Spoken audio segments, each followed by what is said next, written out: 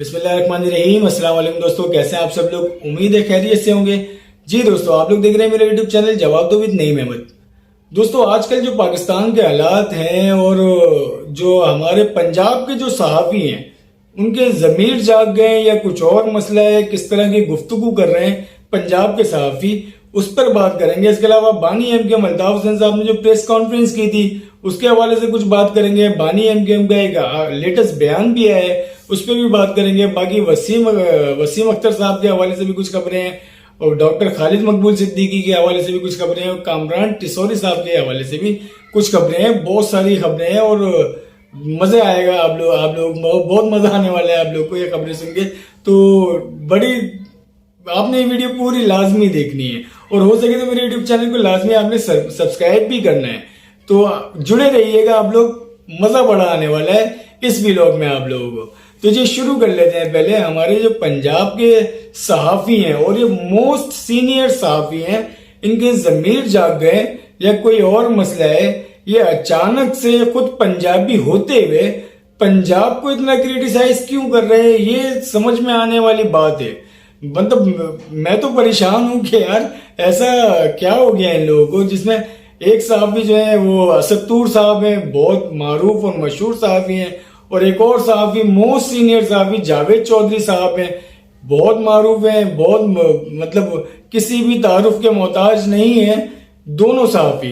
पहले असदुर साहब ने एक बयान दिया, उन्होंने उसमें कहा जी आज जो पाकिस्तान के ये हालात हैं इसमें सारा का सारा कसूर जो है वो पंजाबियों का है। इसमें सारा कसूर जो है पंजाब के जो करप्ट जर्नल हैं उनका है और पंजाब के जो करप्ट जजेस हैं उनका है और पंजाब के करप्ट सियासतदान जो हैं उन्होंने आज मुल्क को इस नहज पे पहुंचा दिया है। बड़े एग्रेसिव होकर उन्होंने ये बातें की। उसके बाद जो है फिर जावेद चौधरी साहब हैं, उनको भी आप अच्छी तरह जानते होंगे, बड़े ठंडे हैं, बड़े सुकून से बात करते हैं। उन्होंने भी इस तरह की गुफ्तगू की कि पाकिस्तान के जो हालात हैं उसमें ज्यादा 98% वो कहते हैं कि पंजाबियों का हाथ है कि आज मुल्क को इस नहज पे पहुंचा दिया है। उसमें पंजाब के जर्नलों का हाथ है, उसमें पंजाब के ब्यूरोक्रेट्स का हाथ है, पंजाब के जजेस का हाथ है और पंजाब के जो सियासतदान है उनका हाथ है, उनका किरदार है कि पाकिस्तान को आज ये हालात देखने पड़ रहे हैं। अब इन दोनों सहाफ़ियों ने इतने बड़े सूबा है, अब पंजाब जो है तकरीबन 12-13 करोड़ की आबादी वाला सूबा है, उस पूरे सूबे को ये इन्होंने लपेट दिया। और इन दोनों सहाफ़ियों ने ये बात भी कही कि मैं खुद भी पंजाबी हूं।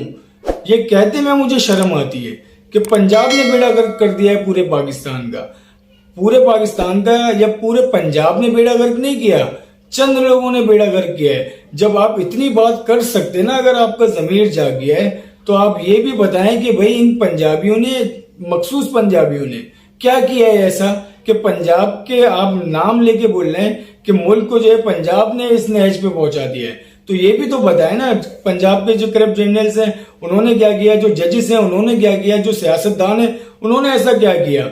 अब आप छोटे सूबों के जो लोग हैं, केपी के हो गया, सिंध हो गया, बलूचिस्तान हो गया, इनके जो लोग हैं उनको भी तो पता चले ना कि भाई ये बड़ा सूबा जो है हमारा, जहां की आबादी 13 करोड़ की है, उसने ऐसा क्या किया है कि मुल्क जो है आज इस नहज पे पहुंच गया है। ये जो सहाफ़ी हैं ये सब कुछ नहीं बता रहे।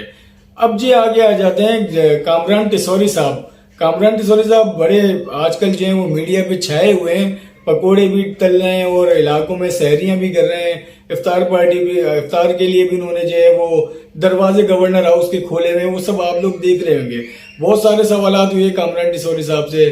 कामरान टिसौरी साहब ने कहा जी जो आईजी सिंध है उसको अगर मेरे अंडर में कर दिया जाए तो 4 दिन बाद 5वें दिन पूरे शहर से अगर कोई एक मोबाइल भी छिन जाए तो आप मुझे पकड़ लिएगा, मैं जिम्मेदार हूं अगर 5वें दिन कोई मोबाइल छिन गया। उसके बाद जो है पानी के मसले के ऊपर भी ऐसे एक बहुत बड़ी बात कामरान टिसौरी ने की, कहा जी एमडी वाटर बोर्ड जो है वो अगर मेरे अंडर में कर दिया जाए, 4 दिन के अंदर अंदर पूरे शहर में अगर पानी न आ जाए तो आप मुझे पकड़ लिएगा। तो भाई अगर ये सब कुछ आप कर सकते हो, अब लोगों को सबको पता है कि आप किस तरह से आपकी एमकेएम में वापसी हुई और 1 महीने बाद आप गवर्नर बन गए। जो लोग आपको यहां तक ला सकते हैं तो ये आईजी और एमडी वाटर बोर्ड आपके अंडर में देना तो कोई मसला ही नहीं है। फिर हो सकता है और हो जाए तो यार ये तो कराची वालों की जिंदगी आसान हो जाएगी ना।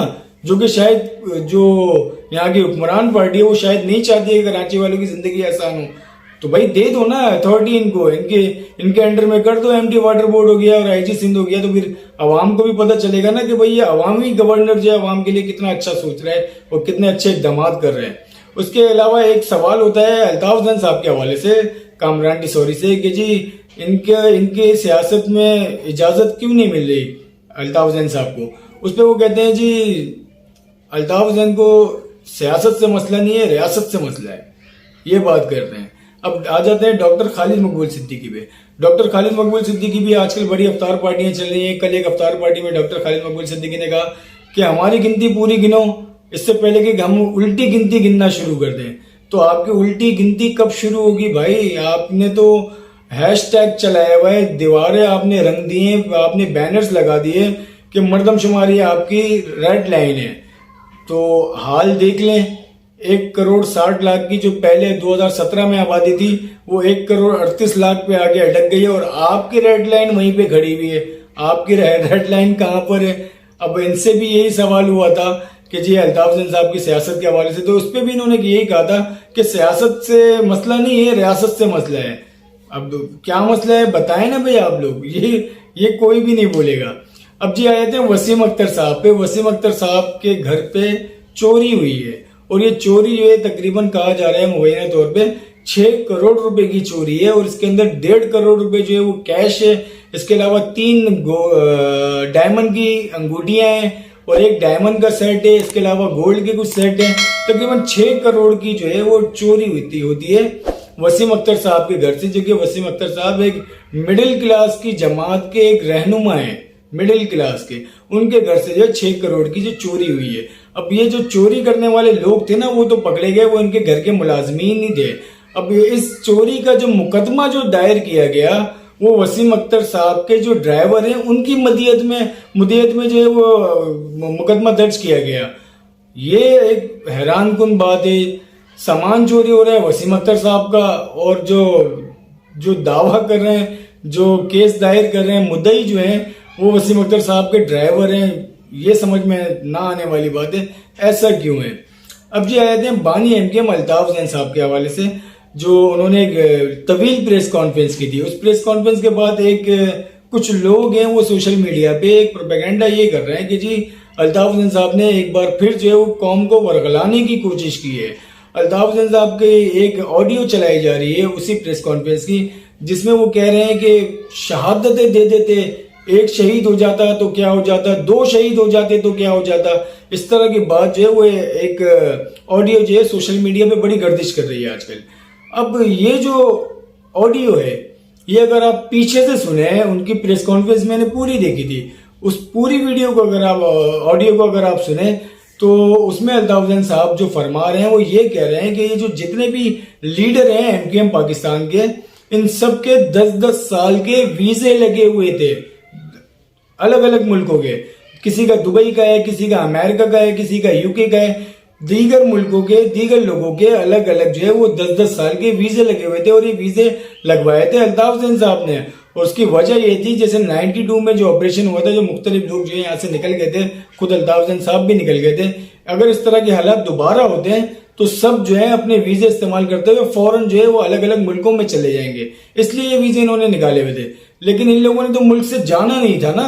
6-6 करोड़ की जो चोरियां हो रही हैं, समझ रहे हैं ना आप, बड़ी बड़ी गाड़ियों में घूम रहे हैं, तो इनको मुल्क से जाना नहीं था, इसलिए जो है इन्होंने अपने उस वीजे को इस्तेमाल नहीं किया और ये सब कर दिया, जो कायद को माइनस कर दिया, अपने रूहानी बाप को माइनस कर दिया। तो ये सब इन्होंने कर दिया और ये यहाँ इन्होंने अपने वीजों को इस्तेमाल नहीं किया। तो अगर वीजे इस्तेमाल ना भी कर दे तो शहीद हो जाते, एक शहादत दे देता, 2 शहादतें हो जाती, क्या फर्क पड़ता अगर तहरीक में अगर 2-3 शहादतें हो जाती। तो इस तरह की बात अल्ताफ जैन साहब ने की थी इन अपने लीडरों के हवाले से, जिसको काट पीट के सोशल मीडिया पे प्रोपेगेंडा किया जा रहा है। कहते अल्ताफ जैन साहब जो हैं वो कौम को वरगला रहे हैं। अब जी अल्ताफ जैन साहब की जहाँ बात निकली है तो उनका एक आखिरी लेटेस्ट बयान भी आया है, उस पर भी थोड़ी सी बात कर लेते हैं। ये बयान अल्ताफ जैन साहब ने दिया है इमरान खान के ऊपर जो कातलाना हमला हुआ था उसके हवाले से। उसमें जो एक पुलिस ऑफिसर है, एक SHO हैं, वो इस केस को जो रीड कर रहे हैं, जो सारे मामला देख रहे हैं, उनकी पुरस्कार मौत हो जाती है। SHO साहब की, आमिर बद्दा नाम है उनका, उनकी पुरस्कार मौत हो जाती है। उसके ऊपर कहा यह जा रहा है कि दिल का दौरा पड़ा है उसको। इसके ऊपर अल्ताफ हुसैन साहब ने बयान दिया है। उसमें अल्ताफ हुसैन साहब कहते हैं, लम्हा फिक्रिया या उसने इत्तेफाक या खुफिया हाथों की साजिश, जिस तरह मुर्तजा भुट्टो शहीद के कत्ल के चंद दिनों बाद SHO क्लिफ्टन हक नवाज सयाल की पुरस्कार मौत को खुदकशी करार दिया गया था, इसी तरह आज इमरान खान पर कातिलाना हमले की तहकीकाती ऑफिसर आमिर बदर की हलाकत की वजह दिल का दौरा करार दी जा रही है। पुलिस अफसरान की मशकूक हलाकतों की मजीद मिसालें भी मौजूद हैं। ये एक बयान दिया और आगे भी कुछ कहा है अल्ताफ हुसैन साहब ने। तो अब ये जो ट्वीट इन्होंने किया उसके ऊपर भी आप अगर कमेंट जाके पढ़ें, उसके ऊपर कुछ PTI के लोग हैं वो भी कमेंट कर रहे हैं, जिसमें वो कह रहे हैं अल्ताफ हुसैन साहब को, आप तो हक पर हैं, आप तो सच पर हैं और हम लोग सही नहीं थे, हम लोग आपको जो है ना गद्दार कहते थे। ये PTI के लोग जो है ना अब आगे उसके ऊपर कमेंट उसको रीट्वीट भी कर रहे हैं और कमेंट भी कर रहे हैं कि जी हमसे गलती हुई है कि हम आपको गद्दार कहते थे। तो जी अब देखें और आगे क्या क्या बातें होती हैं। और अल्ताफ हुसैन साहब से इसी प्रेस कॉन्फ्रेंस में एक सवाल हुआ था, अगर आपको इजाजत मिल जाती है तो ये जो लोग हैं जो MKM पाकिस्तान का भी हिस्सा बने हुए हैं, तो आप इन लोगों को माफी देंगे? इस पर अल्ताफ हुसैन साहब कहते हैं कि माफी की चाबी जो है मैंने समंदर में फेंक दी है। अब आगे समझ जाए आप कि अल्ताफ हुसैन साहब को कहने का मतलब क्या है। आप लोगों को मेरी वीडियो कैसी लगी अपना फीडबैक लाजमी दिएगा, मेरे यूट्यूब चैनल को लाजमी सब्सक्राइब करें। अब मुझे इजाजत दें, अल्लाह हाफिज।